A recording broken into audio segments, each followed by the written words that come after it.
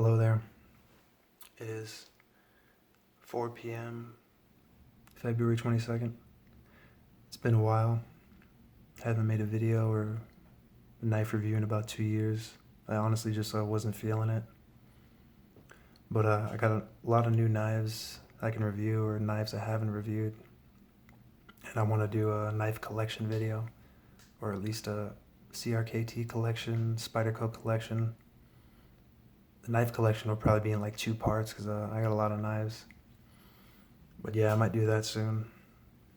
This is my CRKT M16-04DB.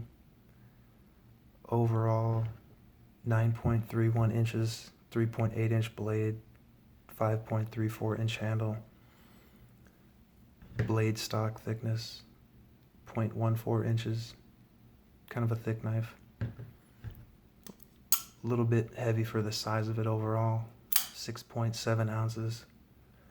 Materials D2. It doesn't say it on the blade. CRKTs usually never say the steel on the blade. Handle material aluminum. I'm assuming it's like the 6061 T6 aluminum. It's about 2 years old. Got it February 2023 from Blade HQ. $140. Last time I checked, it was the same price, so that's good. It hasn't gone up like a lot of other knives, like Spyderco, Benchmade. Spring assisted. If you can't see that, there's that exposed spring right there. Pretty decently strong spring. Kicks it out pretty fast. The handle thickness, it's about the same as my other CRKTs I'll show you right now. The grip, it just has that little nub, the flipper, unlike the dual hilt SF versions, which has like a deep finger choil, so you can hold it like both ways. But this one has that same little palm swell. It's pretty comfortable like that, or a reverse grip. It's not gonna slip out of your hand if you have a decent grip on it, but the aluminum could get slippery if your hands are wet or sweaty or bloody, but those skeletonized little holes kind of help you sink into the knife, and that little nub, you know, it does do something that helps out. I'll do a knife comparison. This is a new blade. Spyderco Police 4. I mean, I have like 4 Police 4s, but this one, the Micro Melt PD number 1, it was a sprint run last year. I think this is Carpenter's version of crew wear. It's pretty good. I kind of wore it out a bit, if you can see, but I didn't get it to be a safe queen, so I really don't care. But obviously a coated blade is going to show more wear and damage than a satin blade. This is a new one too. Benchmade Shootout. Kind of a limited edition sprint run version. Just with the color, not the steel. Most of them come in crew wear. Spyderco PM2. Probably the most common Spyderco you'll see. They're just EDC knife. This one is crew wear too.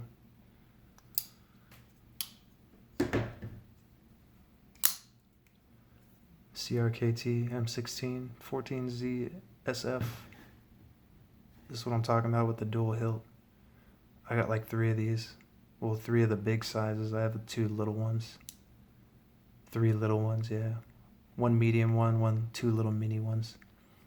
This is the exact same size, handle. Pretty much the same thickness.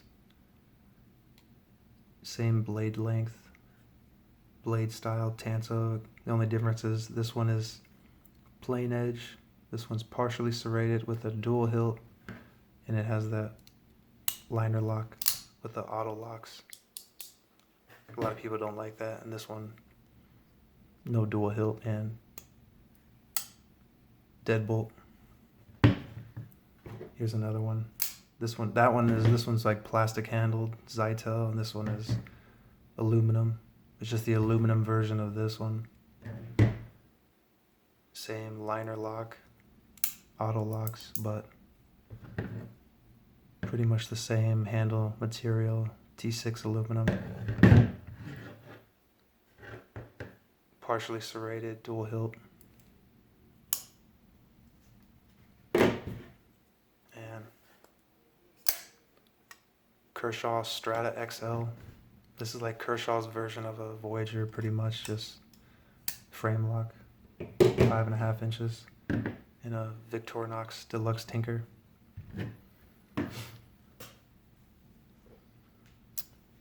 The difference between these ones, well, the aluminum ones, is the show side is just one solid piece.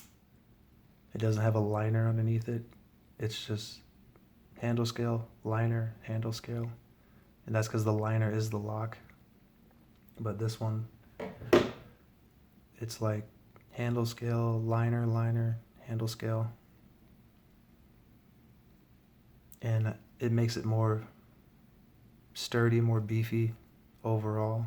This one, the reason it doesn't have that is because if it didn't have that liner on the show side, it would just be a piece of plastic, and I'm assuming you'd be able to flex it and squeeze it.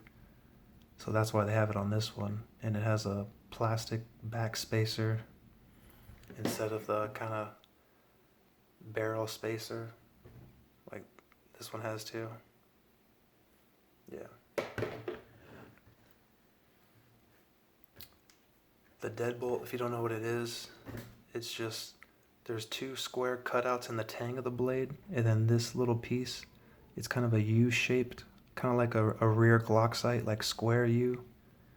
And on either side, this side and that side, there's two square-shaped little pillar cylinders, and they slide into the tang of the blade because the pivot screw is screwed in right there. You can see that little round piece. That's the bottom of the pivot screw. So it screws into that, kind of makes it one piece together, and then underneath the pivot screw there's a spring, so it pushes that way on this piece, which pulls it into the tang of the blade. So when you open it, that pivot screw kicks out because it pulls that into the tang of the blade, which locks it in place. And then when you push it down, it releases it. Honestly, that's the one thing, it's a small little negative I don't like about the knife, because if you had to use it for tactical, defense purposes, if you can see right there, there's that little metal ring, it protrudes out the button, and if you push it down just that much, just to where it's a little depressed under that ring, it frees the blade. And you can push it all the way out like that, like it goes that far out to where you can see those little metal little cylinders. You can see right there, that space. You see it in the shadow too. So, I mean, I wouldn't want to have to push it that far out, maybe like halfway, but I would say about 1/3 of the way you push it in and it releases it. So it's most likely not going to happen, but it's possible. You could accidentally push that in just a little, and it doesn't have much,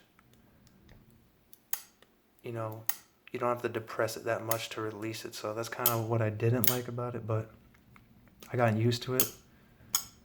I mean, it just makes it easier to close the knife, but if I had to use this for like a defensive knife, I really wouldn't want to. I would rather use this, the dual hilt version, because it has the auto lock, so you're not going to accidentally close it on yourself.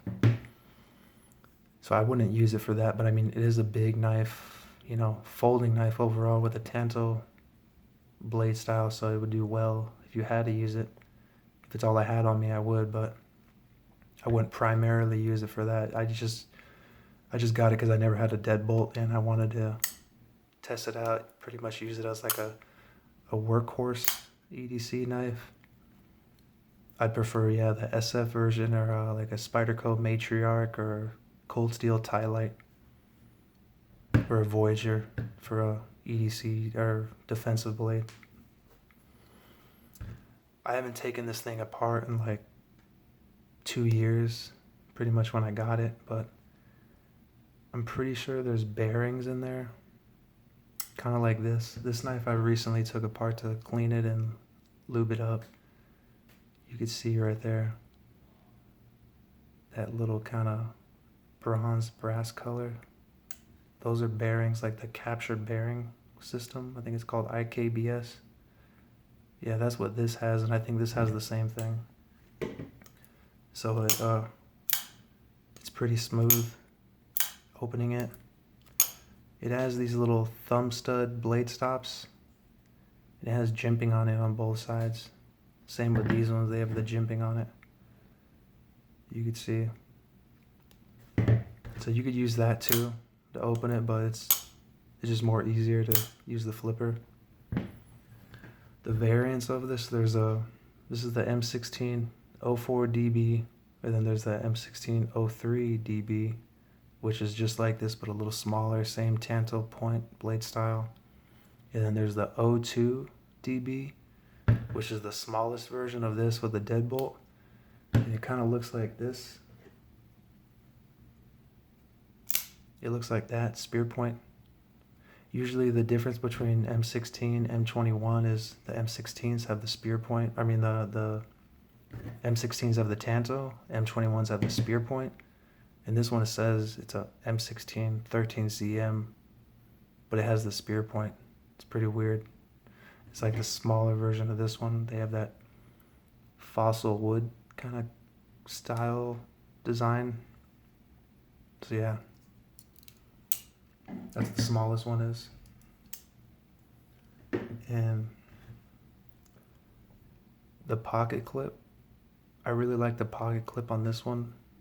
Ever since I got this this Balisong, this Benchmade Balisong, it reminds me of that, but they kind of did that style, I'm assuming, to resemble that, the 2 little holes, 1 big hole, 2 little holes on the pocket clip. And